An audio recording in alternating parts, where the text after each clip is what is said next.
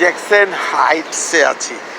এইটা হলো নিউ ইয়র্কের হাট এবং এটা এখানে বাঙালিরা প্রচণ্ড বাঙালির দোকান আমি আপনাদের দেখাবো। এখানে আমি গতবারও আসছিলাম কিন্তু নাইটে আসছিলাম, এখন সন্ধ্যা হয়ে গেছে। মানে কেউ যদি নিউ ইয়র্কে আসেন আর যদি জ্যাকসন হাইটে না আসেন তাহলে you will miss New York.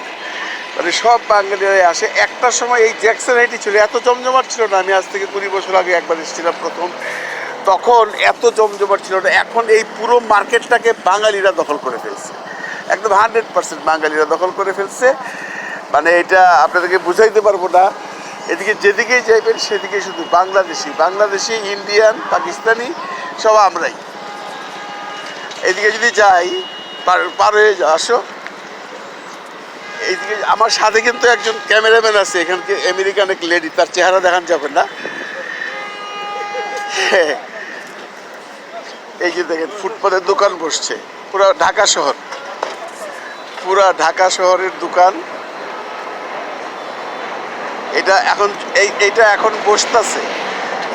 বসতেছে, এটা রাত্রেবেলায় চলবে। এইখানে পুরাটাই থাকবে দোকান। এদিক দিয়ে যদি আপনি যান, যেদিকেই যাবেন সেই দিকেই রেস্টুরেন্ট।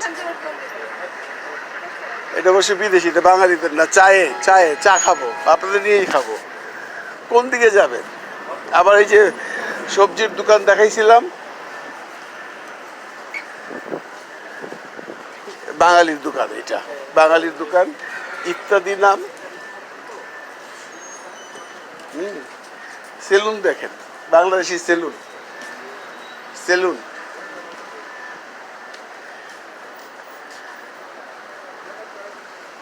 হ্যাঁ, এইভাবে ঘোরাও, যতটুকু ঘুরাইতে পারো।